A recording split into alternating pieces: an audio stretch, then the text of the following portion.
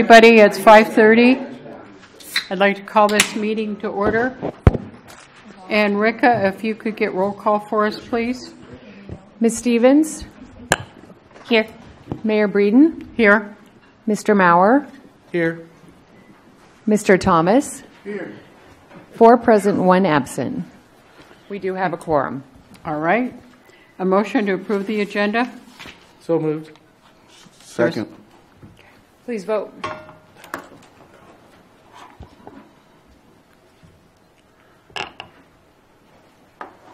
Four ayes, 1 absent with Mr. Martin. Motion carries.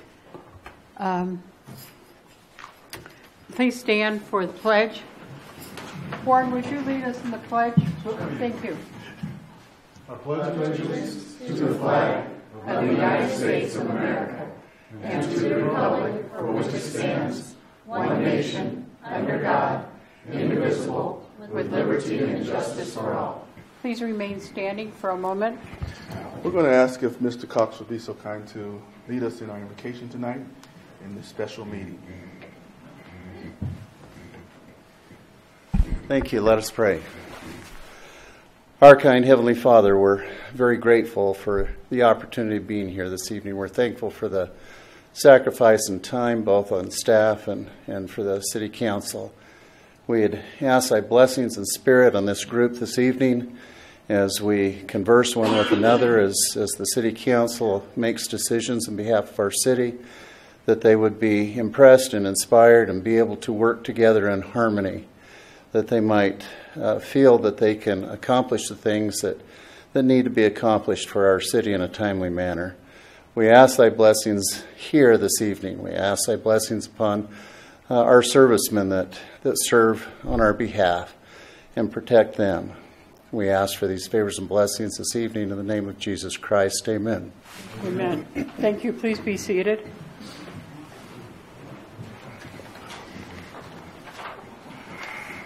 Okay, we are going to go into public comment, but it is only for items that are not on the agenda. So if you have something you'd like to say that has nothing to do with the Downsteep project, please come forward and identify yourself.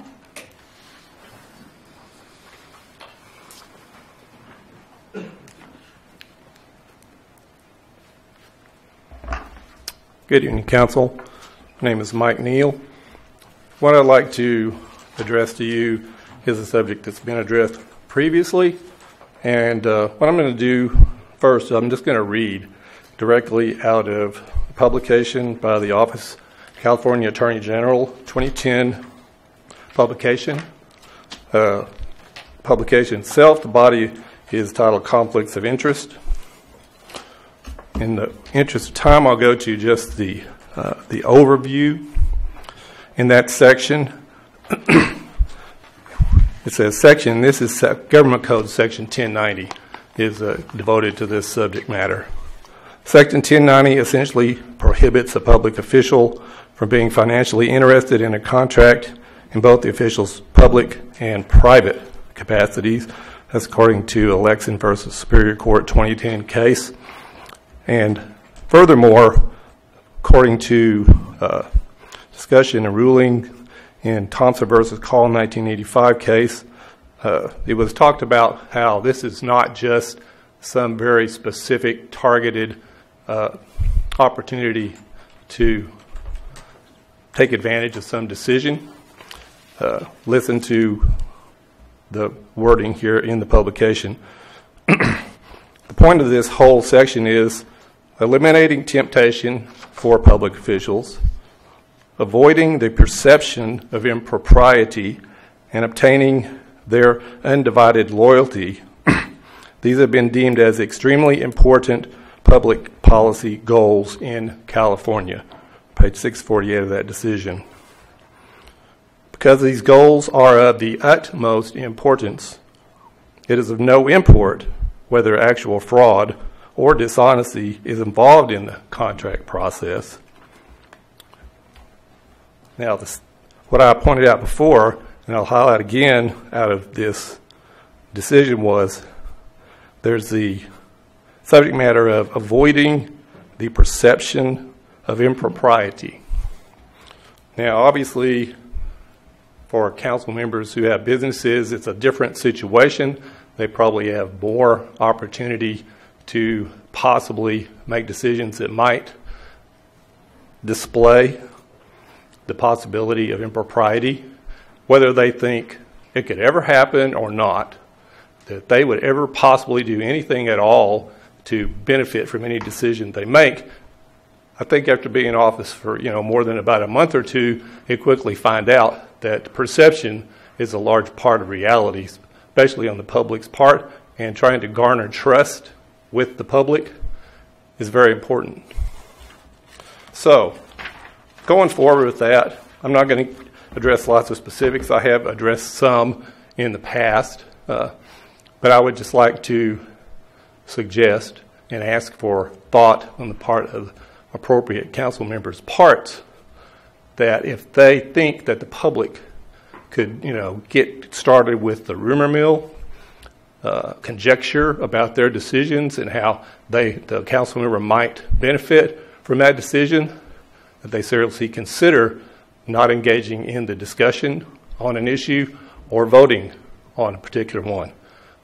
Tonight, I would suggest that Mr. Maurer give that thought because his business could be perceived as benefiting from the further payment of Down Street. So whether he decides or not, whether it's important for the public to perceive something, whether it could be possibly true or not, whether it's even a proper logical chain of thought or not, whether there are going to be people saying, well, Mr. Maurer, he just wanted that done so his property value will go up. Let's think about that. Mrs. Breeden, that applies to your business also, in cases to where things may come into town that people can say, well, Peggy's going to get more advertising revenue from that, okay, or any other form of perceived advantage gained by council members you need to consider is the public's trust of high value. Thank you. I would like to address that. May I do so at this time, please? You want to too? No, I don't want to get into a discussion tonight, so I don't. All right, then I won't. Okay, thank you. Thank you. All right, is there any other public comment?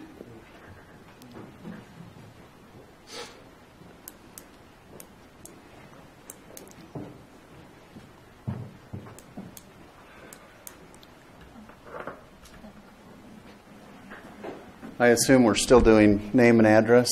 Warren Yes, sir, Cox, please. 601 Mary Ann.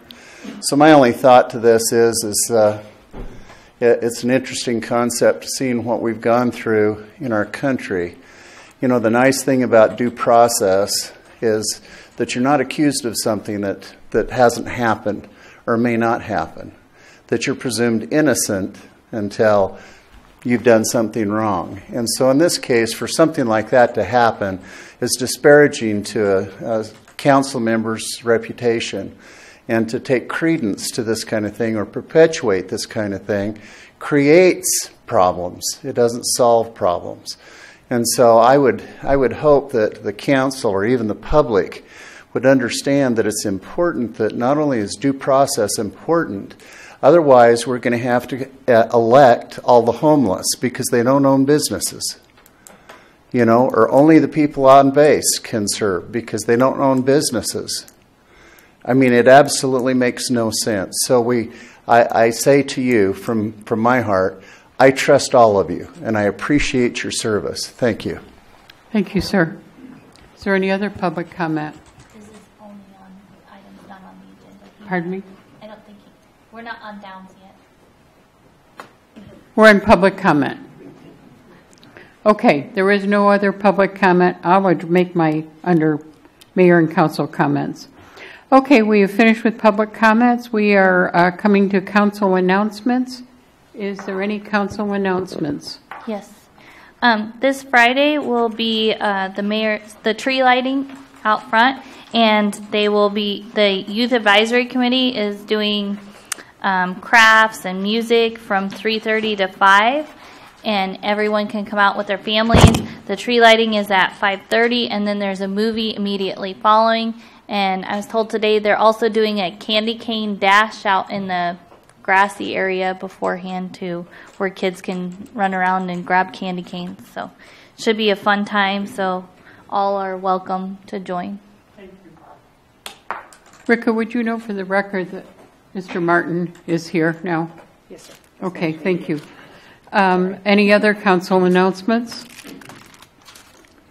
Okay, then we will go to the discussion and other action items. Proposed action to approve a resolution giving authorization to award a construction contract to Griffith Construction to reconstruct and pave the east side of South Down Street between West Ridgecrest Boulevard and West Upjohn Street in the amount of $653,147 and reject the additive bid alternate for concrete curb, gutter, and sidewalk and allocate an additional $32,657.35 for Measure V for a 5% construction contingency and authorize the city manager to execute the contract.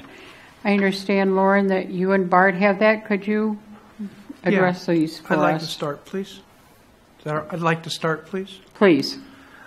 There's things that I want to make sure that I mention tonight.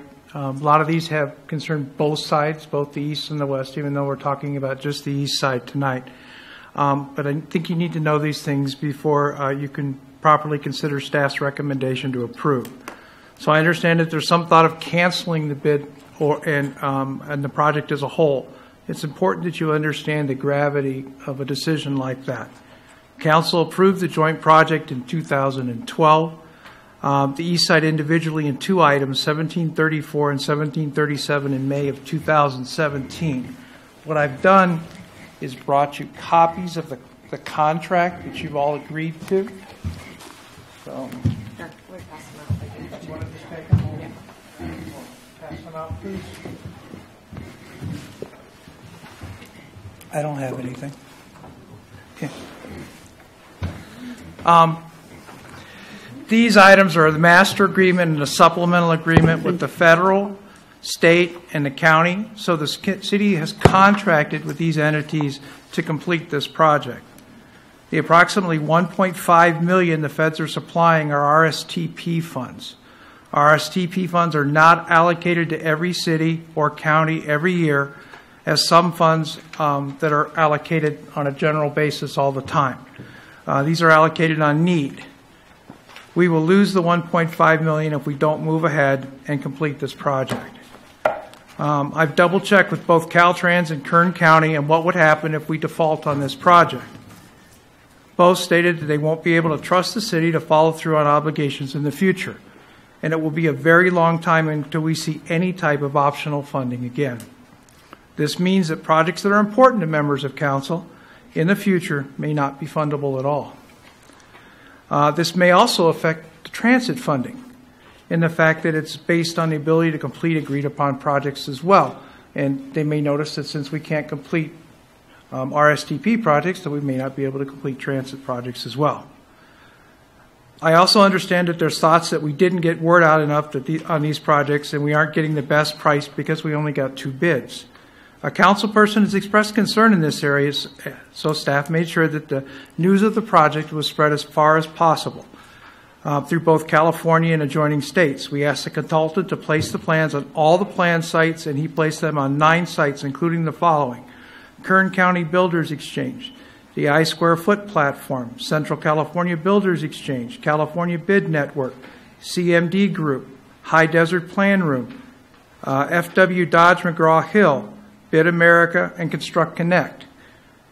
For those that aren't in the business, this is the way you get out notice of plans these days. So we did our due diligence there. We also went old school and published the notice in 2 different newspapers at 2 different times, both the Daily Independent and the Bakersfield Californian. We also wanted to make sure that we were both wearing suspenders and a belt. So I contacted the consultant specifically and asked him to personally contact contractors. He contacted 6 different contractors who were Bowman Asphalt, Griffith Company, Granite Construction, Sully Miller, Cooley Construction, and Hal Hayes. So we did everything we could think of to satisfy council's request that we get everyone possible to bid on this project. So I've got to say that only 2 people bidding is more a factor of where we are and the booming economy in other parts of California. Lastly, our consultant found that the bid was reasonable at 4.4% over the engineer's estimate, and other than contingency, we are well within our funding. Certain things that are of interest on this project. It's a half-mile section of road. This segment is the third heaviest volume segment of road in town. It has the most bottlenecks. It's not in good shape. One of the things to think about when you say the road's not in good shape is we have a brand new ball field out there that sponsors lots and lots of different competitions. People come from all over California and all over the region, which includes Nevada and Arizona, to play ball on our fields. And they use our hotels, they use our restaurants, and they drive on this absolutely not great piece of roadway. In addition, we have not only the senior housing project, but the low-income housing project. Both low-income housing projects. Are we stating by not wanting to do this project that we don't care about the condition of the roads for them? And lastly, the school itself. By doing this, we help with the circulation problems. The school has done a magnificent job of correcting a lot of their circulation problems, but this will help with that as well. We need to make the roads safer. We've had a child and a police officer hit. Child while crossing the road, the police officer while directing people leaving the school. So we're installing a new crosswalk with a rapid flashing beacon. Now again, this isn't until the west side is done. It's got to all be there before we can do it. We've added rooms so circulation for the school is better. We put a median in so that people can't go just around the barricades and turn around and go through the apartment complex and come back. We removed the bottlenecks so we don't have people racing ahead of other ones to get to the intersection so that they keep up the higher speed. We don't have anybody waking up when they notice that their lane is ending, which can then cause them to swerve and cause problems. And there's no ending and re-impairing lanes like there are in front of the current apartment complex. Now, one of the other things I'd heard is that this project is awfully expensive. Well, if we were just doing a 2-inch overlay like you do most of the times when you rebuild a road, when you overlay a road, the cost would be considerably less. But we're doing at least dikes and compressed dirt for the sidewalks. We're reconstructing the entire road. We're taking out the asphalt, going all the way down 8 inches, putting in a concrete base, and then re-overlaying with 4 inches of asphalt. This will give us a good road that will last an incredibly long time. So I wanted to make sure that council has a lot of information so when they're making their decision. I wanted to make sure that I tried to cover the concerns that I'd heard council express. So I hope I've done a good job of that. Did you guys want to ask me questions before Lauren goes into the general presentation? Or did you have comments that you wanted to make before Lauren went into the normal, we'd like you guys to approve this project? Council? Anybody want to comment, please? Then go ahead, Lauren. Well, I get the fun part. That was a great job, Bart. That's a tough act to follow. And first of all, Honorable Mayor and Council, thank you for having this meeting tonight, because we originally put this project out for bid, and we opened bids on November 7th, and we advertised this thing and scheduled it to be awarded on the 21st. So thank you for accommodating us to try to get this thing done, because that's originally what we had in our bidding documents is the 21st. So when we canceled that meeting, I appreciate you guys putting this meeting together for us so we could get this taken care of. A little bit about our history of this project. I've been here since 2010, and from day one, I've been involved in doing something on this Down Street project. And from my understanding is even before me, prior councils had been dealing with Southern California Edison and trying to get rid of those poles. Originally, they were trying to look at an underground district to try to underground all those transmission and distribution lines. Well, so there's a long, long history of a Down Street project, and the poles were a primary concern to try to tackle that problem first and then proceed with building the roadway. So since my involvement from 2010, I've been involved in a project, Geisha Infrastructure Committee meetings, giving reports on status of poles, where the poles would be relocated to, costs for undergrounding, and so forth. And then 2010 rolled around, and council said, "By golly, let's go do it. Let's go build that thing," you know. And so they awarded a design, environmental compliance and design project to Willdan, and off we go. We started our design, and by golly, we designed the whole thing. It's 100% complete, and if we had the dough, we've got a shovel-ready project right now. We could build that whole thing. So, with what we have gone through here, we've had utility companies relocate their utilities for us. The water district got in there and relocated utilities when we showed them our plans. We had the gas company out there relocating gas lines. We've had to acquire right-of-way. We've had to acquire easements to make this thing happen.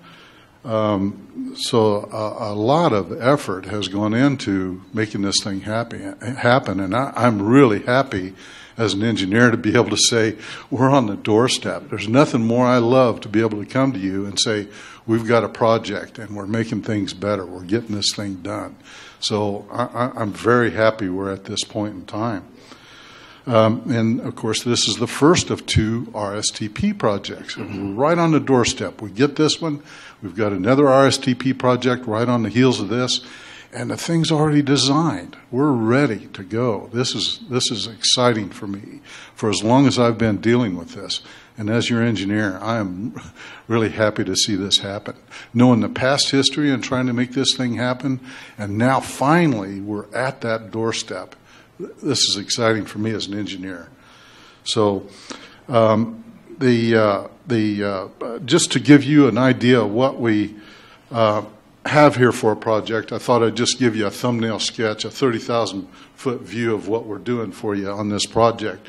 As Bart said, we're taking and reconstructing that eastern side of East Downs, and we're doing it with a concrete base material, and it's called full depth reclamation, and it's a concrete treated base material. And on top of that, it's an 8-inch section, and on top of that, we're using a 4-inch rubberized asphalt hot mix, and we're also using our high tensile fiber in that. Now, we've had real good success with that high tensile fiber in our asphalt. We've done a couple of jobs, prior jobs, and we're really seeing that perform well for us in retarding reflective cracking, and we're just not seeing the cracking that we had with prior asphalt materials. So I'm really excited about being able to provide that level of excellent materials for you on this job. Now, the saw cut line is going to be out from the curb face at 26 feet. So 26 feet from where that curb line projection is where the saw cut line is. And wherever there's existing asphalt, she's getting milled out. And wherever there's existing dirt, that's getting milled, and it's a cement treated base then it's going in, and of course with that 4-inch cap over the top.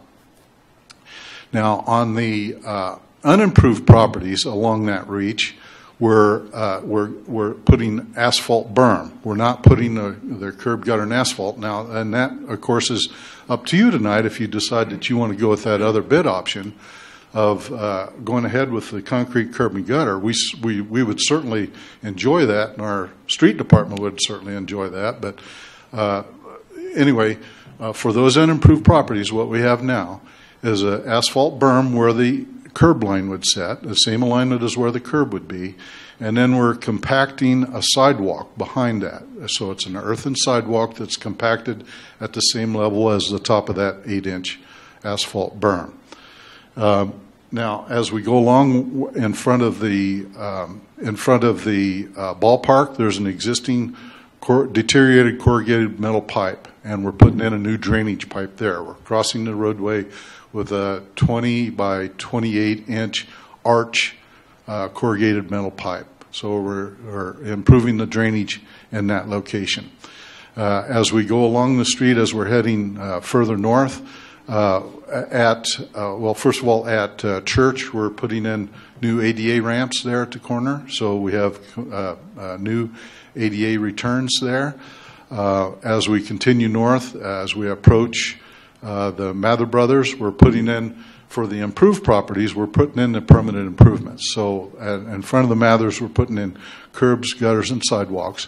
And if you notice at the Mather Brothers, the location of their structure is right up almost on the edge of the right-of-way. So we've had to reconstruct their front entrance into their structure there with a ADA ramp and handrails to get people inside their structure to make that work. We're also having to rework some of their gates and driveways there. So along that entire frontage of their chain link frontage and in front of their building is all going to be curbs, gutters, and sidewalks. And then that reach then to the corner will be the unimproved reach is Mr. Razik. And along that reach will be asphalt berm with compacted sidewalk. Might mention that Southern California Edison has moved one pole for us there.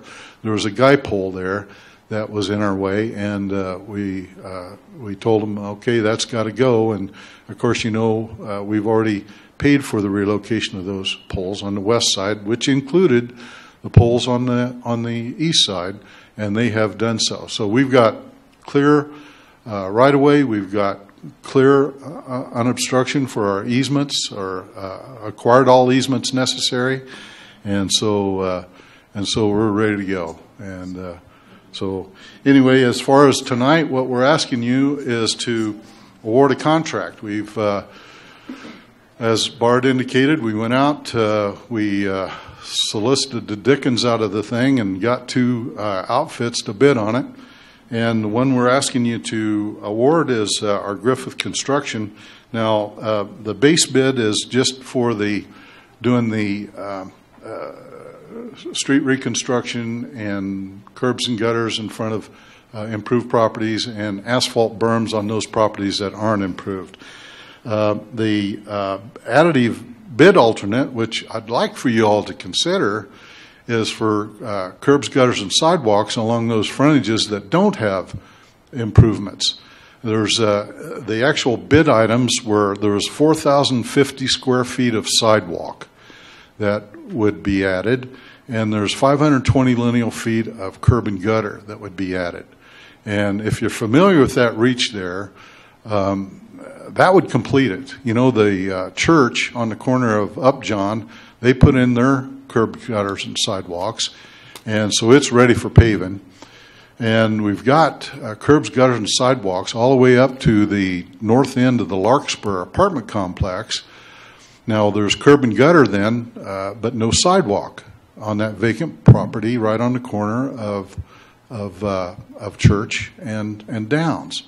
So we'd be asking to see if you'd consider putting in some additional sidewalk there.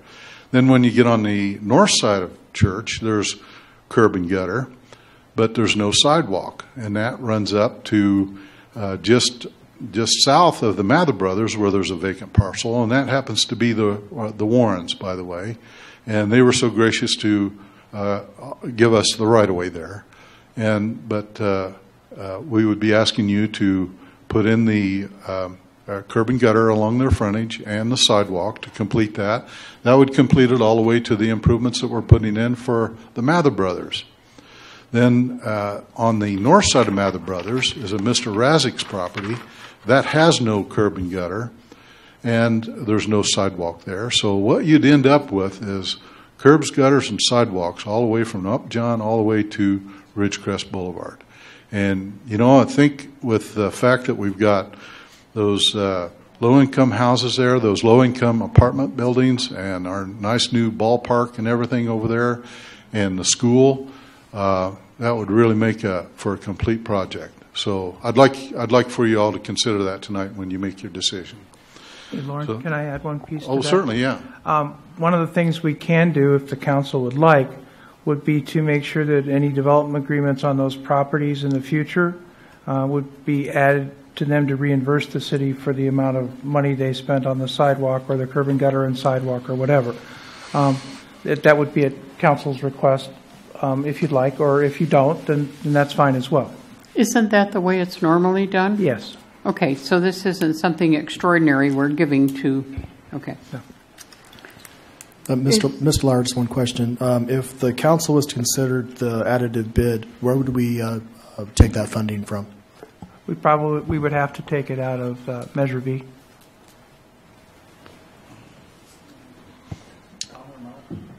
But So- not all of that would come out of Measure V, right? The additive bid is $65,000. Yeah, so we would have to do further calculations, but most of it would, yes. I thought you told me yesterday. Well, it depends on how you look at the 35,000. By the time we get all of the, so yes, not all of it would have to, okay? But specific numbers at this point in time, I got confused a little bit yesterday, but it's certainly not all. Could you identify where the grant money is coming from? Not which individual agency, but how much of it's grant, how much of it's city money? Sure. Those and I can for add a the little public. piece to what you just asked as well while I'm doing Right. that. Okay. So give me just And a can second. you do it for the total cost of the project, not for just the west-east side, how we've had all piecemealed out, but the whole project? Okay. How about if I do this? I'll start with the east side and take care of the first question, Right. and then I'll cover the whole thing. Would that be acceptable? Okay. Thank you. Mr. Lauer? No problem. Just give me 1 second to find my sheet. Bard? Some of the... Am I not Yes, coming some through? of the audience I'm is on, asking but you to I'm not. speak louder. I'm not close enough. Yeah, thank you. Better? Yeah. Okay. So let me find my sheet. Here we go. All right. So the total cost.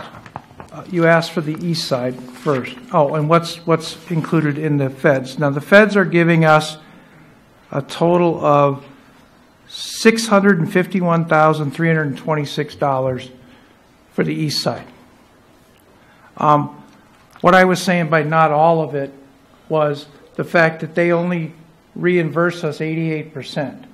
So it goes beyond even when you add the additive, it goes, I'm sorry, I'm trying to look at the person that asked the question, I apologize. When you go beyond the 651,000, it all comes out of Measure V, and before that, the 11% or so, 11.47% comes out of Measure V as well, because they'll want to match that as well. Does that make sense, what I'm saying? So what it sounds like you're saying is this whole dollar amount is being covered by RSTP funds? I did not say that. I said Because you said when we get to the 657. 51. 651, 320. The number doesn't matter. The 650 number that we talked about is what the feds will give us. We do not have enough with the additive to cover all of it at an 88% match. So some of it will have to be completely funded by Measure V, and the rest of it will not have to be. It'll be matched, but not all of it, because we don't have enough within the 650 number to cover both. All right, now, answering Lindsay's question. I'm sorry, Councilperson Stevens, excuse me. Right now, we have approximately, with an estimate for doing the west side, be $3.5 million. Now, the $3.5 million includes the early work that we did in 2012. It includes all the pole work, which is approximately $972,000. It includes the east side of Ridgecrest Boulevard, which is the $1,030,000. Now, the $1,030,000 is not what we're asking for this contract, because it includes preliminary engineering and construction management that we've already have funding for out of TAB. And so that's the $1,030,000. And then the west side is about $1,600,000 or $7, $1,668,000. So now there's a $300,000 item in there. When we did Ridgecrest Boulevard, they asked for $500,000 to move the poles. We got a refund check for $199,000, which is approximately 40%. We've gotten substantial refund checks in the past.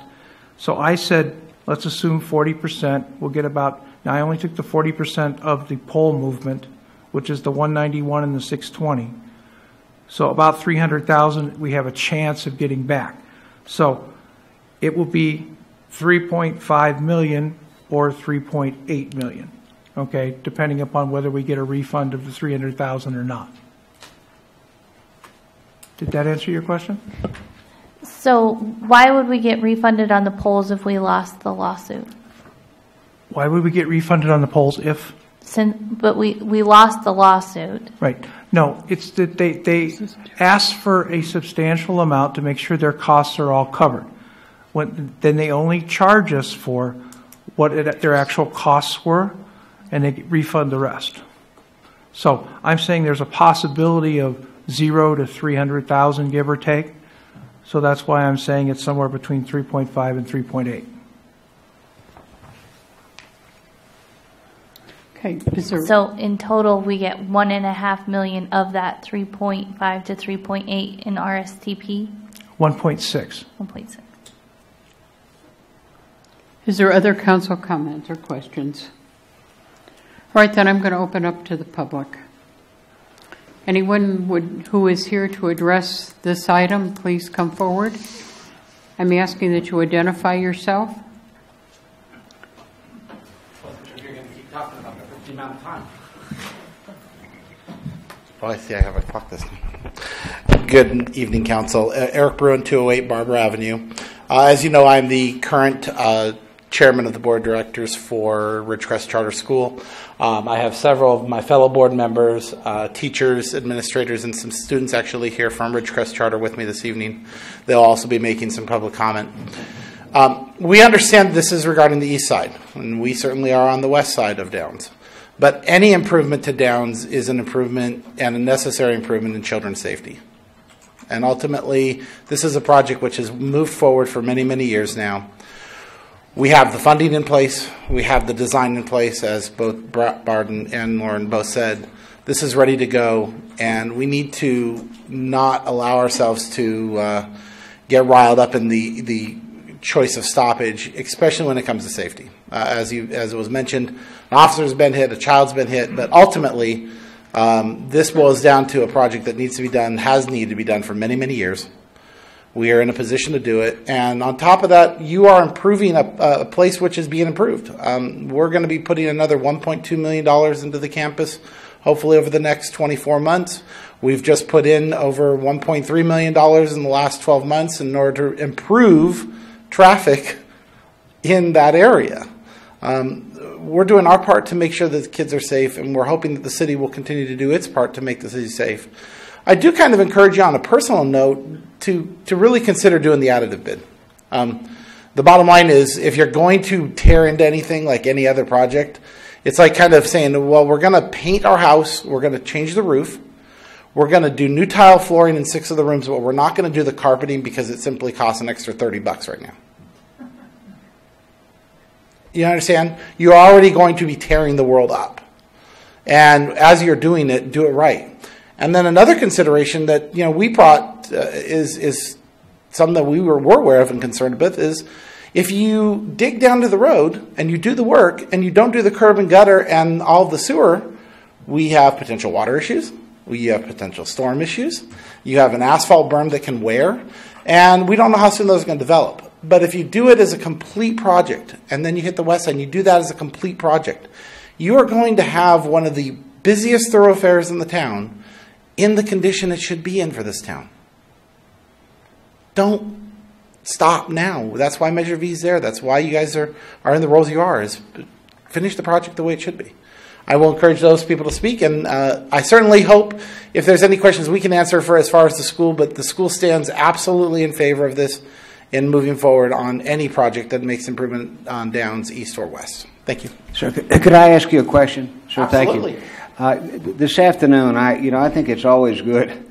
We look at things on paper, and then we hear about it in meeting, and then, I had lunch with my wife today, and I said, please come with me because we're meeting tonight. I want to go down this road for the 1501 time, and I want to look at it again.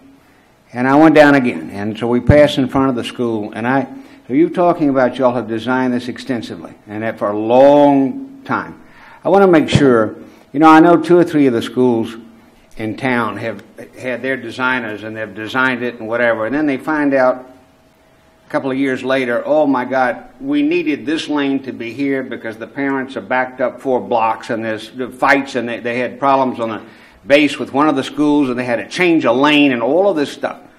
So I guess what I wanted to have some assurance from you is that has the school done their own design for dropping those children off and picking them up and parents and events, and have your designs coordinated with this gentleman's design?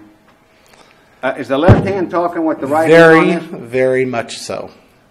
From day one. And in fact, if you're, I don't know if you're aware, Councilman Martin, but how we changed the design of the school transit-wise is before we did have exactly the problem you spoke of, which was the lineup on downs, backing up to the ball field and past, at 3 p.m. or at 2:58 p.m., depending on how many parents were lined up, parked at 2:55.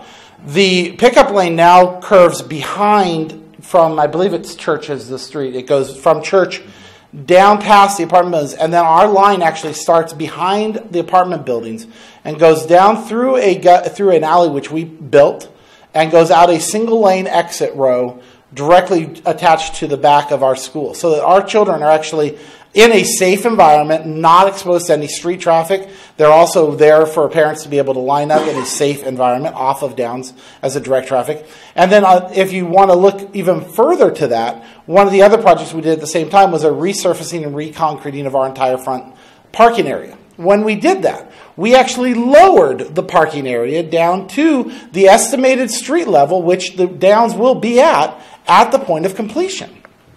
We've also invested funds on deposit with the city for our curb and gutter in advance. We've done everything to mesh the two hands. Okay, excellent. Okay, so and we are very happy. You're excited like he's excited. Ultimately, sir, it's about the kids. Right. We have 500 kids going to school every single day there, and if I do anything to jeopardize their safety, then I'm at fault, right. And I should be. Well, there was a lot of talk about the crosswalk. Could you enlighten me a little bit more on that issue? You're talking about Upjohn? Yeah, I would have somebody else to speak on what the status is of Upjohn. If you don't mind, the crosswalk is going in the east side. There will be an opening in the curb and gutter with this project. When we do the west side, they're going to do the median and the school side as well. There'll be a cut in as well on that side. There's a jog in the median so that anybody crossing has a safe haven. What there's also going to be is flashing beacons that say, "Hey, we're here." You push a button, the flashing beacons go off. It will be a marked crosswalk, so it meets California laws, and the kids should be coming from the east side to the school should be as safe as they've ever been or can be. Okay. Now, one thing I did want to add, just he was talking about, the east side's good. When's the west side coming? I heard you ask the question, even though you didn't. At the west side, it's a possibility that it could come as early as late this summer, but I would say honestly, it should be here in 20 months or less with no problem at all. Now, I would love to see it late this summer, but we tend to see higher bids the later we go in the season. So I'm not promising, but I will say, as long as we get approval tonight and we can continue forward, we shouldn't have a problem with having it on the ground by next summer for sure. Which would certainly be nice, right as our gymnasium is completed at the same time. Well, so. I heard you ask the question, but you didn't. So. Absolutely, sir. Thank you. And you're welcome, sir. Thank you, Eric.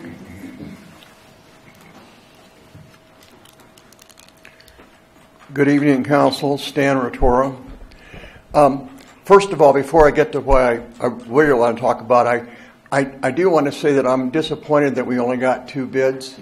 And I'd like to hope that that's not something that we're going to see in the future. It would be worthwhile, I think, if the city spent some time trying to look into why we can't get more than 2 bids.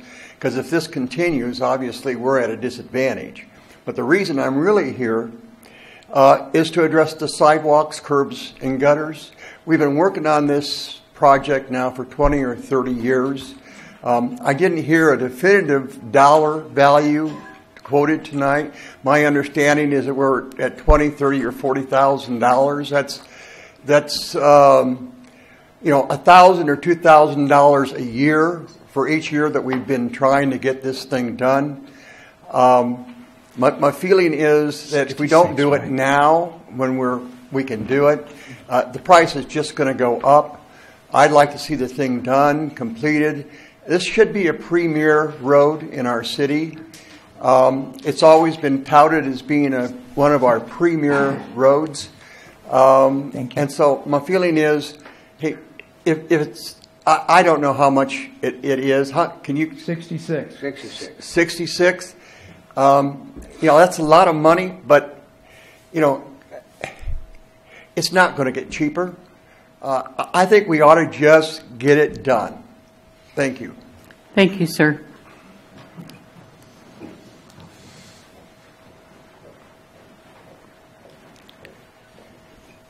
Evening, Council. My name is Edward Chaika. I live on Ginger Avenue. Came to talk today about my experience on Down Street. I lived here for 11 years, and over that time I've driven on Down Street nearly every day. The section between Upjohn and Ridgecrest Boulevard is obviously in dire need of repair. Now that my kids are going to charter school, there's reference to 500 kids. There's 3 of them right back there right now. I've taken a slightly different view of the school, a slightly different view of the road that I've driven on a regular basis. Due to the location, I get the opportunity to occasionally walk my kids to school, and on those occasions I've observed dangerous behavior from motorists at the 4-way stop on Upjohn and Downs intersection while my kids are trying to cross the street. With a crossing guard in the street, plus 2 adults, 3 kids, and for some reason, cars think it's okay to proceed through the intersection and nearly hit kids in the crosswalk. There was reference that police officer and also kids have also been hit. I've also even considered on starting a video project to document some of the problems that I've observed from the motorists.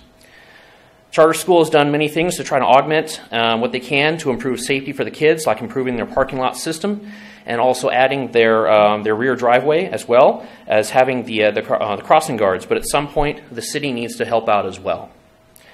I've nearly been hit a few times while trying to cross the street at Downs and Upjohn. And even while talking to the guards, I've basically been told that this is a regular occurrence. It's not uncommon to see them basically yelling at the cars as they drive by and seeing the dumb look on the faces of the vehicles as they drive by. Like, what did I do wrong? It's completely unfathomable. I'd like to encourage the city to make improvements to the Down Street. I understand that obviously this is a kind of a split project. I'm not sure what the procedure is on getting possibly a traffic signal installed at that particular intersection. I know we're talking about a crosswalk closer to directly in front of the school. So I'm not exactly sure if it's actually in scope or not for the improvement of the road here. But I wanted to at least make my voice heard and bring up my safety concern for the kids that are crossing at the intersection of Upjohn and Downs, because there's a lot of kids that do happen to cross at that particular intersection, a lot of residential people crossing in that particular area. If it's not in scope, I'd like to at least understand where this particular concern needs to be addressed to. May I? Please. It's really hard for me to talk into the mic and look at you, so please don't take offense, okay? One of the things that will help is the crosswalk we talked about. Also, you have to have warrants, meet certain warrants before you can put in stop signs or before you can even put in stop lights. Currently, we have a project that was just awarded called the SSARP, where Wildan Engineering will be reviewing a lot of our intersections, a lot of our need for warrants and that type of item. So please take your videos and give them to us. We'd love to see more of the problem, okay? In fact, we'd be happy to come out and meet you some morning to see it personally, okay? Just, I'll give you a card, when we get done, and we'd be happy to talk with you. Am I doing okay with the mic? You guys can hear if I'm kind of halfway? Okay. So, but until we have warrants, which we can't possibly have until this study that we're doing is done, we cannot move forward with a stoplight. We've actually had several people, well, some people, ask us to take out stoplights and put in only stop signs. Stop signs are not going to help with what you're doing, but I'm hoping the crosswalk will, okay? So does that answer most of your question? It does. Thank you. Yes. Like I said, I'll give you a card when we get done tonight if you're staying. I would just like to second, third, and fifth what you just said and what you just said. And that is because if we're going to do this, if it goes, we do it, and we do it right. I don't want you to be unhappy in a year with some kind of technicality that we could fix right now. So please take what he said very seriously and bring your video and show him the problem so that we don't have to redo this, because there's not going to be any money to redo this. If we do it, we'll do it well and correct. We don't want to have to redo it. So please bring him whatever you need to bring him. Okay. And thank you. One thing. I'm sorry. Go ahead. A quick question. So he's talking about the crossing at Downs and Upjohn, but you're talking about a crosswalk. The lit one would be mid-section? It would be mid-block. So I didn't get from what he said, which is one of the reasons I want to go out and see, whether we're talking about crossing Upjohn or whether we're talking about coming south across Downs.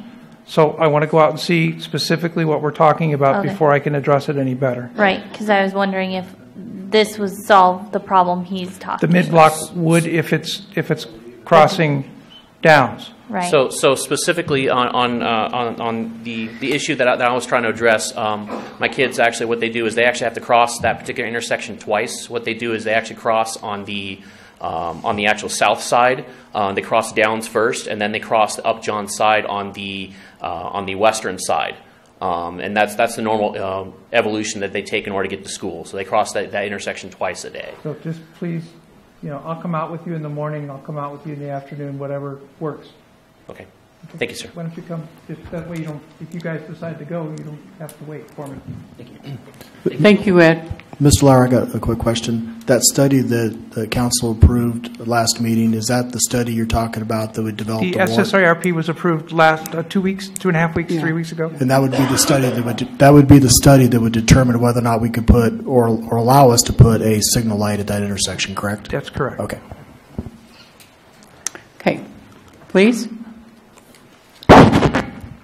Hi, my name is Jessica Griffin, 337 West Moyer Street. Can you get a little closer to the... Oh, sure thing. Thank you. Jessica Griffin, 337 West Moyer Street. I've been an educator at charter school for the past 5 years, and I've gone from third grade now to junior high. I definitely have a lot more junior hires that cross the street in multiple places, because I've seen them as I'm driving to work in the morning, crossing multiple points on the road. And I'm sure we all sound like broken records, but we truly are concerned about their safety, because unfortunately kids don't always pay attention, and unfortunately adults don't always pay attention, especially when both parties are in a rush in the morning and trying to get to where they need to go and thinking about things they have to do. And so having work done on both sides, having curbs and sidewalks and gutters on both sides, maybe even a bike lane would be awesome, because it would benefit everybody. It would benefit the drivers, be a nice smooth ride. You all know it's not that great of a smooth ride right now.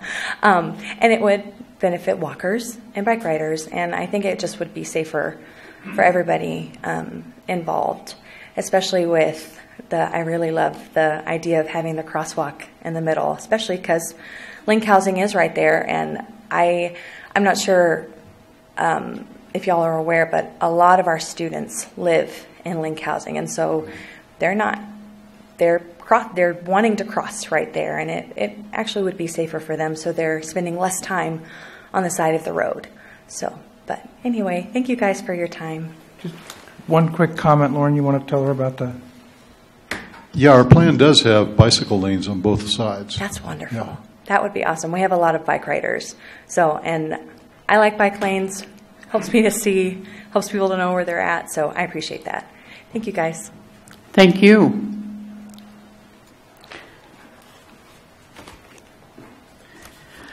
Good evening. My name is Steve Martinez, and I'm the Executive Director at the Charter School.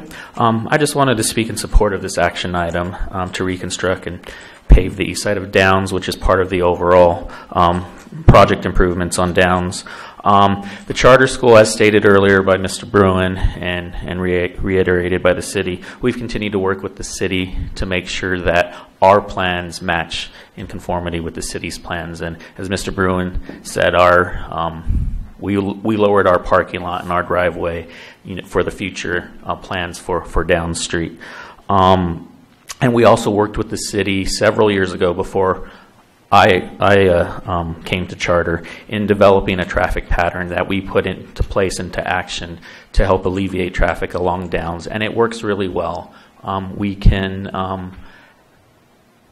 shuttle about 500 kids in about 12 minutes now because of the plan and the diligence and working and coming together and working with the city on that plan.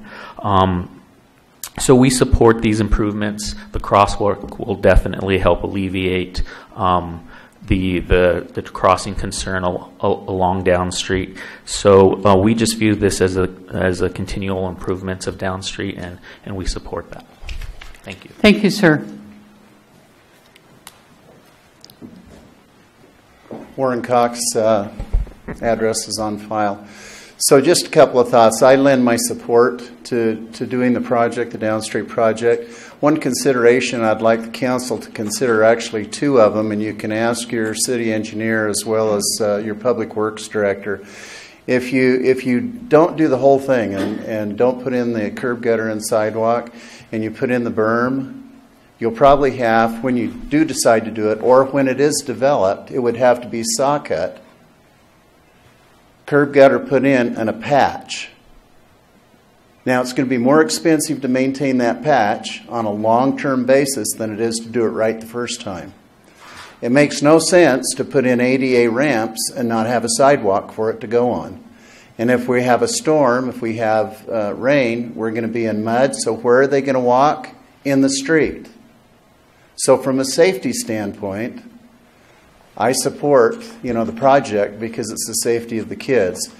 As far as myself, I serve on the Planning Commission. The Planning Commission worked with the Charter School a number of times in working out traffic patterns and availability so that the other problems that we're facing in town with traffic on pickup and drop-off with the kids wouldn't be an issue. And so what they've told you is correct. They've brought their plans to the Planning Commission at least twice and got approval for the remodel. And all of this was done to try and alleviate some of the problems that we've had in other parts of the city. So again, I lend my support. I would hope that you would consider to do the whole project and not back out that $60,000, because I see all kinds of other issues that you would create for yourself long term for a savings of $60,000 or $64,000.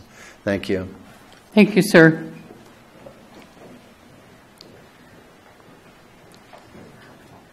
Hi, my name is Amy Chaika. You just heard my husband speak.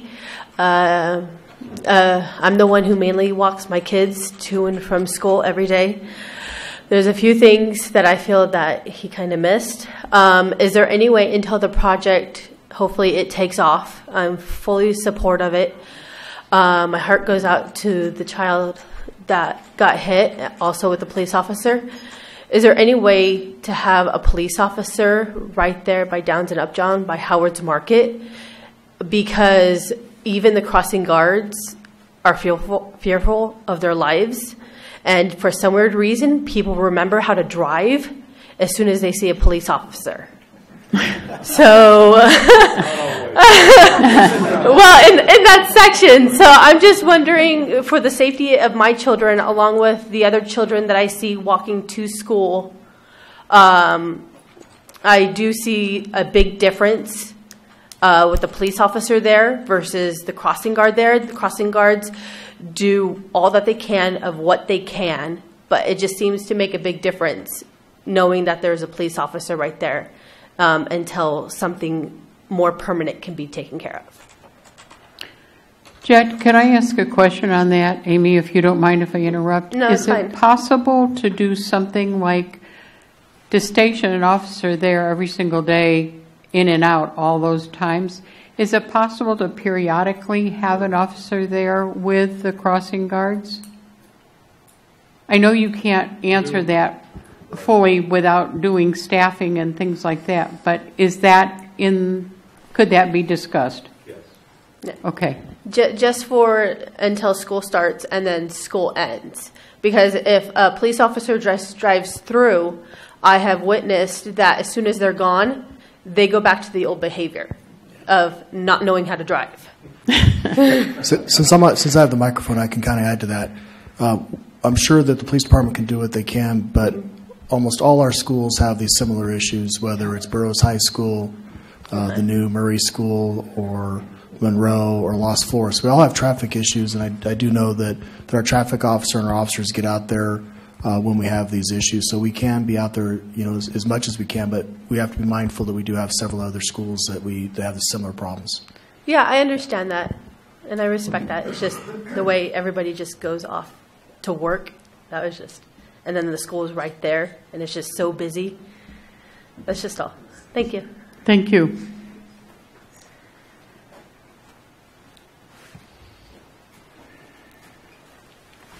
Chip Holloway. Merry Christmas. You can make it a lot merrier. I was sitting back there doing a little math in my head, which is always dangerous because I had a Louisiana education. But I'm pretty sure 5 city managers, 3 public works directors, 2 city engineers and an interim city engineer, 16 council members, and 2 county supervisors who worked very hard to get the Rule 20 money quicker to us to get to the point of where you are tonight. And I'm so jealous because I'm one of those inept council members that never got to this point. But if you guys had an inkling of how long it took to get to this point, you wouldn't even take public comment other than the fact you're required to, because you would run to do this project and do absolutely as much as possible now. Don't go back and do. I can't disagree with anything that was said tonight. I just think congratulations, you get to do. I tell everybody when they see a city project, it's usually about 8 years in the making. This one's way longer than that. But you just spent almost $2 million on those ball fields, which attract a lot of out-of-towners, and they come down that street. For that reason alone, not to mention safety. Charter schools spent before we're done, $5 to $8 more million to improve that area. The apartment complex is a huge improvement. The senior building is a huge improvement, although I'd like to get that $3 million back that they owe us for that. Exactly. But anyway, this is the last cog in the wheel, and you have nothing but positive things coming out of this. So much of what you do up there is so risky and dangerous. This is a win-win-win. I don't know what the debate is. So congratulations. I'm jealous. Congratulations for getting it done. Thank you. Thank you. Is there any other public comment?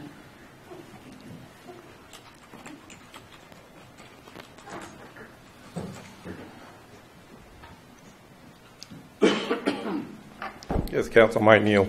I want to start off by saying that certainly my appreciation of the project, and I expect many other people's, would have been heightened tremendously if we had had some PowerPoint illustrations of what the project was, where the curbing, where the paving, what the current situation versus the upgraded situation by the paving would have been. I'm very familiar with that, but I'm still got questions in my mind right now about, I'm not even remembering visualizing exactly where the current curbing is and so forth and how much we're going to add. So pictures help a lot, staff. If you guys can provide that, then you'll win brownie points from the public. Now I have some questions that have been raised first, and I'd like to say I appreciate Mr. Holloway saying that he was an inept councilman, so I'll remember that in the future, Chip. Thank you very much. Don't laugh too hard. And so one of the things I'm not remembering, because I didn't have the pictures to help me, is there going to be a median or a partial median put in with this work? Is it going to be like half a median? What's it going to be? The median runs all the way from the far side, from California, all the way to up, John.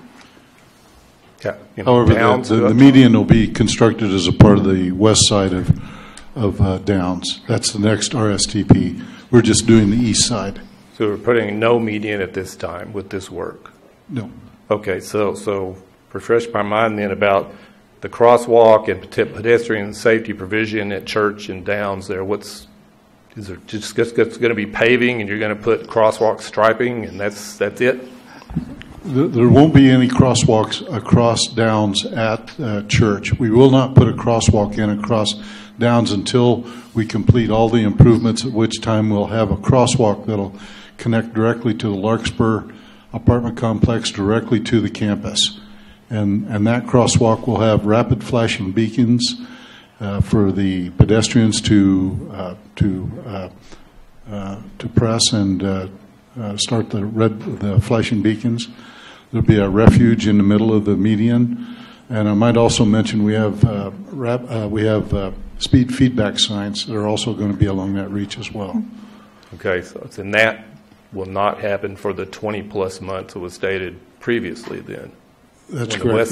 Those improvements are included as a part of the west side. The west side is a much larger project, and of course it relies upon the power poles to be relocated. Right. So we will have ADA compliant curb and gutter at the corners of Church and Downs, and no sidewalk coming off of that corner. Is that correct or not? See, this is why I need pictures. I have to keep asking these questions. The answer is you're correct. There will be compacted dirt. I'm sorry, unless the $66,000 is approved, in which case then there will be. But right now it'll be compacted dirt on either side of Church. The curb and gutter's there, but the sidewalk is not. Okay. All right. Maybe you see where I'm going, maybe you don't. Yeah, you were pretty perceptive earlier. You've had a lot of talk about pedestrian safety, children walking to school, and yet they're not getting a crosswalk at this time, even though we're going to have 2 lanes as proposed, a paved street. To be honest, I was going to actually oppose paving both lanes in interest of cost. However, I reserve my right to change my mind, which I frequently actually do, Council, if you're not aware. But I have changed my mind tonight, for the same reason that I stated several times that I'm opposed to the casino. That's because we had people up here who had gambling addiction begging the council not to bring that to town for their safety. And I said, that did it for me. The safety issues, going to the school, the refreshing of the apartment across the town, knowledge that there's a lot of residential area right across Downs from the school, kids coming from both down at Upjohn and Downs, right there at Church. We need all the sidewalk on the east side. We need the curb and gutters. We need a crosswalk right now going into that school at Church. In addition, something for a future project, I think, from what we heard tonight, really ought to be done, and that is the kind of crossing lights you mentioned down at Upjohn and Downs. So when children are coming towards that school from that direction, they hit the button, and I've seen these on, I think the only one in the valley is actually on the base, but it gets your attention big time when you see these lights going off. They look like they're jumping out of the pavement, flashing at you. You can be going along very complacently and not really paying attention. So, there's a guy on the sidewalk there. He's about to cross. When that flasher starts going off in the roadbed, then you wake up. You go, there's a guy there. You slow down. You get ready to stop. Whatever. He catches your attention, and I think we need that down at that intersection, at least in crossing Upjohn and then crossing back over on Downs, at least two places, so kids can come up from there, and the police can spend a little bit of special time out there grabbing people who are not paying attention to that. People pick up on it. They'll put it on Facebook. They'll tell their friends and neighbors, watch out, don't violate that. Cop's going to ticket you. I'm sure Mr. McLaughlin can see to that quite well and get some child safety implemented in traffic going towards that school. So that's what I have to say about that. Jumping over to the west side, just briefly, I know it's off the subject, but the pole movement, that's a thorn in a lot of people's sides around here. Is there any possibility that we could get a more competent law firm to take on SCE on this issue and get them to move the poles at their cost, which they really ought to do? But I mean, those guys have got boatloads of money, and we're having just, and I was shocked. I thought it was not even as much as what was stated, almost $1 million to move those light poles. Even with the incentive of me promising to take Mr. Lemieux to a steak dinner if he won the suit, he still didn't pull it off. So I don't know if there's any road to be approached on this. If there is whatsoever, we got to go find somebody else and pay them a considerable chunk of money to try to keep from spending this $1 million. I think it'd well be worth it. I don't want to keep taking up too much time. I want to make sure I've covered. The road bed sounds like to me it's a really super sturdy road. Is that how the rest of Downs is constructed, like you were delineating tonight? Or, I mean, is it a better, it sounds like a highway from what you're describing. Well, you can look at it a couple of different ways. Roads are most often built with a reasonable base, an AB, which is a gravel type, and then the asphalt on top of it. The AB has to be very deep in a lot of places. The soils here aren't particularly great, but by coming in and doing just 8 inches of this, where you totally blend the whole thing together and add cement to it so it becomes hard, we're actually saving money and creating a better base. Oh, because that's what Am I doing okay with the mic? Can you still? I'm sorry, because it's hard not to. So you're not concreting; you're mixing cement in with the dirt, compacting it, wetting it, and I believe the asphalt that's there as well. Correct? Yeah, the grindings can stay in place, be a part of the mix as you mix the cement in with the soil materials, including the asphalt grindings. Asphalt grinding to go into that road bed. So you'll go 8 inches deep with that, then you got 4 inches of asphalt, compacted asphalt on top of that. Okay. One thing that didn't get mentioned is by using the rubberized asphalt, you have a quieter pavement as well, at least for a time. Well, I'm not worried about the noise over there. I don't even live close to it, so not a big deal. But, okay, that's all I have to say. Thank you. Is there any other public comment? Okay, I'd like to go back to council comments. Who wants to speak? Mike, this has been your project for a long time. I know you're concerned about it and have worked. I know it's been in the works since 2008. I'd like to see. We looked at it back in the 80s, actually. Okay. But the polls were what stopped it back then. Actually, I'm ready to make a motion, so and it's a all right. it's a modified motion. Okay, well then let's get through with public comment first. I mean, private comment, council comment, somebody's comment. Please, council. So, this project has been concerning to me because of the price tag. I was off by $1 million. I thought $3 million, but it's closer to 4. It sounds like, and that is concerning to me. The loss of the SCE case for the $1 million for the light poles really concerns me too, and it kind of made me wonder at what price point would this project be a no-go for our city? Because when we have so many things that need to be fixed, that concerns me, that we're just willing. I do think the road absolutely needs to be resurfaced. We absolutely need sidewalks, curbs, and crosswalks. I think those are crucial. To approve this without those would be silly. But I really wish we would have done, alongside a 4-lane option, a 2-lane option, in case we had lost the lawsuit. Because 4 lanes equals higher speeds, which equals less safeness for the children. It does. The people are going to be traveling at on higher rates of speed. which concerns me because the goal is keeping the kids safe. And I'm glad that the drop-offs have been moved from Downs because that alleviates a lot of the traffic bottlenecks and a lot of the pickup and drop-off problems. The $4 million for a half mile of road, that's a lot of money. And I don't know, it's a tough project because of that $1 million light pole relocation. That kind of makes it a hard pill to swallow. So Mr.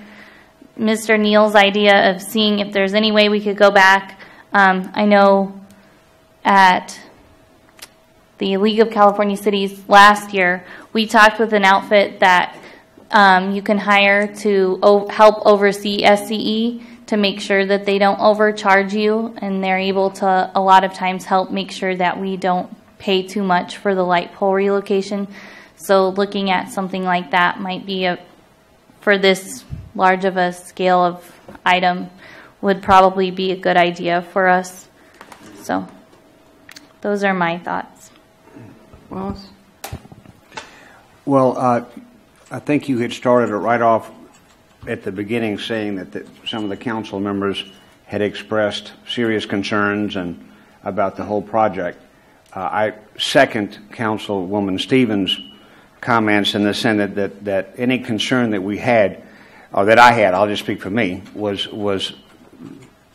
had nothing to do with the project being needed. That's definitive. And not that the project would be excellent. We all know that. The issues were the cost, and that was the primary driver of any significant concern on this, not the fact that we ever needed the project. Because anybody who takes a spin down Downs understands that you've got two schools and a churches and a ball field, and it's all jammed up. It's just jammed up. It's a mess. The road's a mess. It's disgusting, and it goes from 4 beautiful lanes and 4 beautiful lanes, and it bottlenecks into a mess. So anybody can see that. So our initial concern had to do with cost in proportion to many, many other projects that need to be done. We know that needs to be done. So let me just start off by saying that. So the issue with the cost, my big thing that I made a big talk on was the $1 million pole, and I still have a problem with that, and I'll always have a problem with that, and I would like to challenge SCE to provide some sort of a justification on $800,000. I just would love to see how it costs that amount of money. I don't care how complex that $1 million golden pole is. So, but that's just a personal thing from Councilman Martin. I'd like to see how that costs that much. That one project, one pole, can cost 1/4 of the entire project. So I challenge SCE, but that's not you, and it's not you, Bart, and it's not Ron, it's SCE. So it's my little challenge to SCE. I'd love to see it. So having said that, my concern dealt with cost more so than anything else. And apparently, I would love to have seen our legal department challenge that or research that some more or do something rather than just, whoops, so much for that. They get to call all the shots. So that's just a comment. Concerning the issue of that, I would love it, as you said, I would like to challenge SCE to please. How about a please? I'm asking please to give us $300,000 to $400,000 back on that $1 million pole, and then I'll issue a great big thanks publicly, and it's a great public relations thing. I think we need to work with the city, right? Work with us well, and help us. We're trying to do good things. Let's help us. So let's get $300,000 or $400,000 back. So, Mr. SCE, whoever he or she is, I challenge you to please work with us and help us with that. Okay. On the issue of what Mr. Cox said, I agree with you entirely. And I agree with what Dr. Latorre said entirely, and several others. If we're going to do the project, you do it right. We're not going to do a road without curbs and gutters, for heaven's sakes, nonsense. I'm sorry, nonsense. We're going to put some little berm diddly-do that we're going to have to fix 55 times like Warren Cox said. That's nonsense. Drainage problems, stupid gravel. You drive down there, now it's a mess. It's just little gravel pits every which way. Red things, water buckets, it's a disgrace. So if we're going to fix it, let's fix it right the first time, not 15 times. That's why I want you, sir, to please bring the video and make sure you're so happy you can't stand it, so that you have no problems with your school. So in 3 years or 5 years, you don't come back with this diddly-do. I don't want any diddly-doos. If we can do it, let's do it right. Mr. Cox?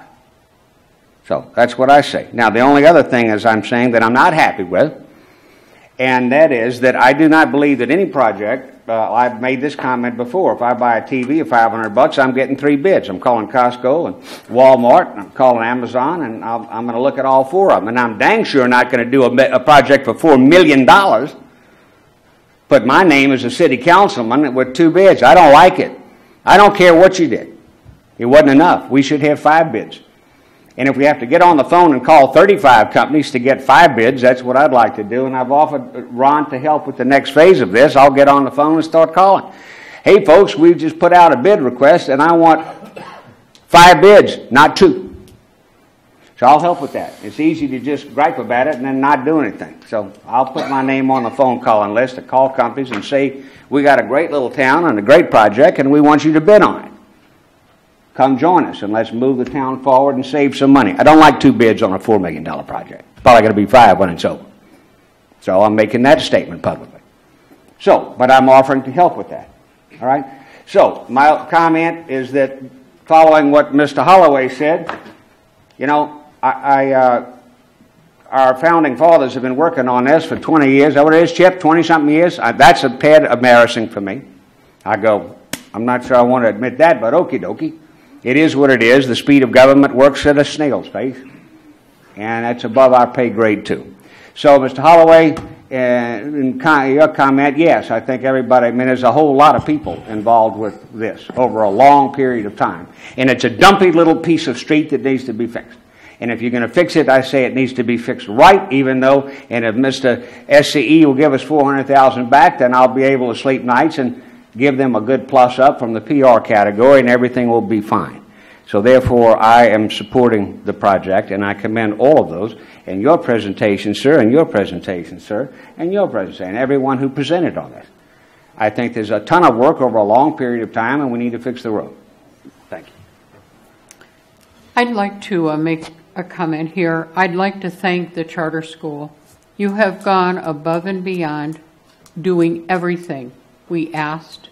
You did it well. You presented it well. I have sat on every planning commission meeting that you have been at. I have sat on every committee you have been attending and listening to you. You have always from, I think, even before I got on, no, I don't think, I know even before I got on city council, I was listening to these meetings because I was involved with many of the people who attended the charter school and people who worked there.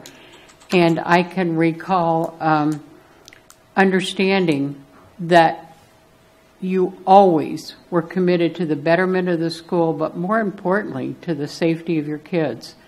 And I can't say anything more than that. And anybody who thinks this project is not needed, I think, is beyond hope in my mind. And it be done fully, as strongly and as quickly as we can. And I want to encourage everything we can do. To worry about what happened with SCE doesn't solve the answer of making this problem happen. I'm not criticizing you, sir, or you, Lindsay, either. But what we have to do is go on. That happened. Now let's go on and solve it and make the other side happen as quickly as we can make this side happen, and not 18 years, 20 years. I want to see it in 2 years.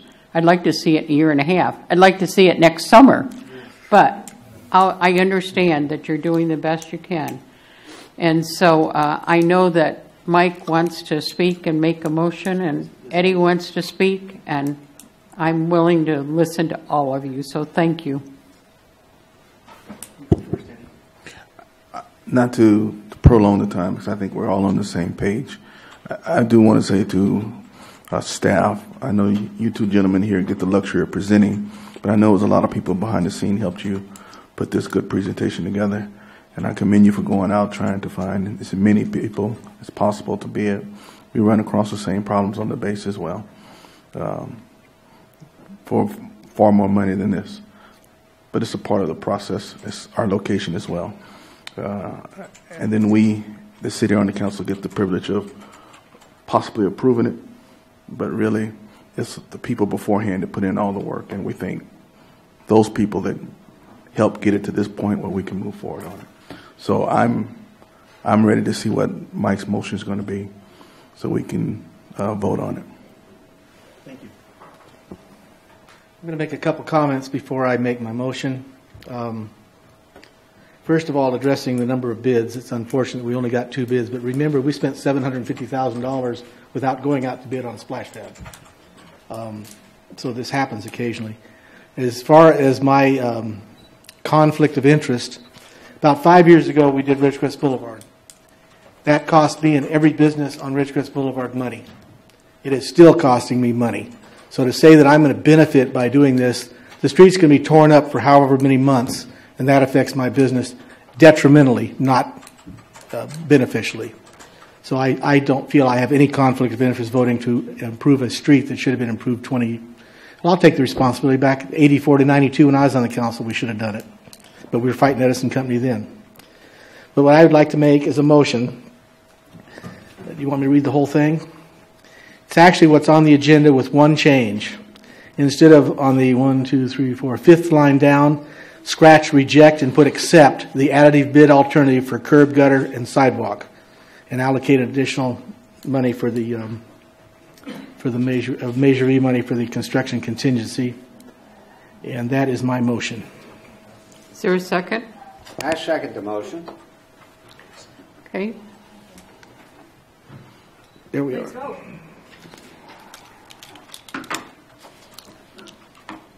I had to get my glasses on. Sorry, everybody. We have 4 ayes, 1 abstention. Brenda Stevens. Motion carries. I'd like to also thank everybody for coming down tonight and presenting your comments. And again, I'd also like to thank staff. I know these two, but we have others, Karen back there, that put in a lot of time on this. And so. Is it okay if I thank our consultants that have done an outstanding job as well? I suppose I am disappointed in one thing. I thought we were going to do the median with this project instead of the next one. I thought that's what we talked about in council, so I was disappointed in that. Not since I've been here, but okay. So. Yes. Okay. Yeah, don't assume, right? No, I said soon. Soon, yeah. Soon. Yeah, I would like to see, how soon is Edison going to move the poles? Go ahead. They're ready. They're waiting on us. We're getting the easements. We've got the easement documents all prepared, the legal descriptions, the plat maps. We had to have Spectrum, a land agent that goes through a formal process of making the presenting them with those documents to make a presentation to them, to make an offer for those easements. And then once those have been accepted and the easement signed, Edison's ready to go. Do you have a time frame on that? I do not at this point. I would be giving false hope if I were just to blurt out a number. Because I was hoping we'd get the poles moved by spring and be able to proceed with the second phase after the first phase is done. Well, I've got my spurs on, and I'm going to dig in and try to get that done. I got my spurs on, and I'm going to ride you. Thank you. Ouch. Are those lines going underground, or are they going to be above ground? They're above ground. The poles are There's going to no be way- relocated. There's no way to was do it. so costly. Just the transmission line alone was $1,500 a lineal foot for the transmission. Okay. The total came out to $4.5 million was the yearly estimate. To bury them. Okay. We sure did look. Is there going to be a service lane on both sides? Service In addition lane? to the You mean two bike lanes? lane? I mean, a little access lane to the turn lane on both sides, you know? We do have a median, and we do have protected left-hand turn pockets. Both sides of the street, when finished, will have bicycle and parking along each side, bicycle lane and parking. And parking, yes. All right. Okay. The next item is council announcements. Any council announcements? I'm sorry. I did. No, go ahead. Council announcements. City manager's report. Thank you. I think we did that. I have no comment. Okay, future agenda items. Mayor and council comments. Anybody has a comment? I would like to address conflict of interest. I'm sorry you didn't want to, Mike, but I want to answer this. I kind of did a little bit, but I didn't want to do it there. I'm going to say that if we have people who have no conflict, no interest, no concern in the city, I expect you to run. Because, golly gee, you will never benefit mutually, exclusively, or fully from anybody in this city, any action that is taken. I would want people who understand the results of their action working to make the city better, stronger, and to do what's right. If you benefit, you will never benefit exclusively because you're not voting on it for yourself, you're voting on it for the city.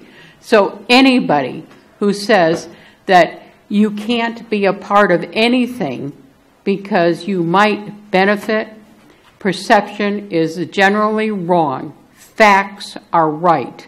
If you benefit from it, you should not vote on it.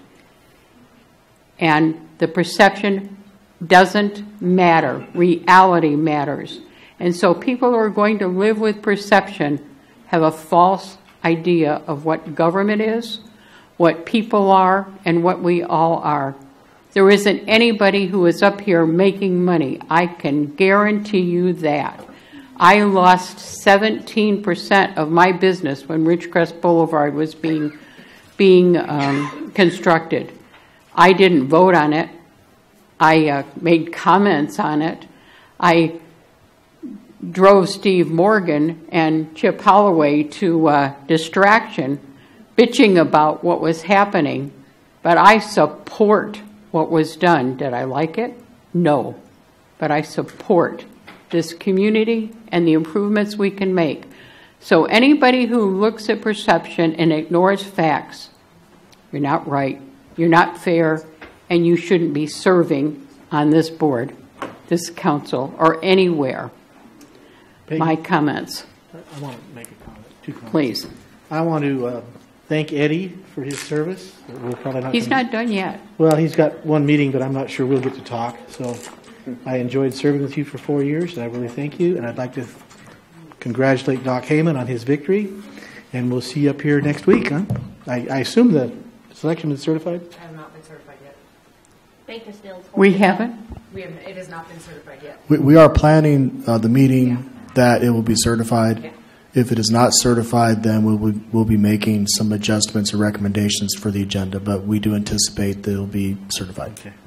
So hopefully we'll see you next Wednesday. So Mr. Thomas, you might have 2 more meetings. What do I need to do to certify it, sir? I would like to ask council, because we will have committees next year, for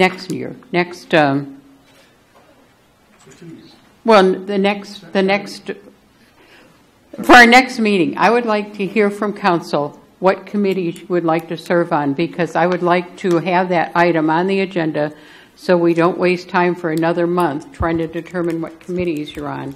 And as required by that I make the initial appointments with the approval of the council. And so I would like to know before the next meeting what you'd like to serve on. Did I misquote what the municipal code says? No, not that I'm aware of. Thank you. Okay, so please let me know as soon as possible so we can have it on the agenda for our next meeting on the 5th. And you will be here on the 5th because we're not saying goodbye to you now. We're going to offer great congratulations to, because you got him back. Yes. We lost you.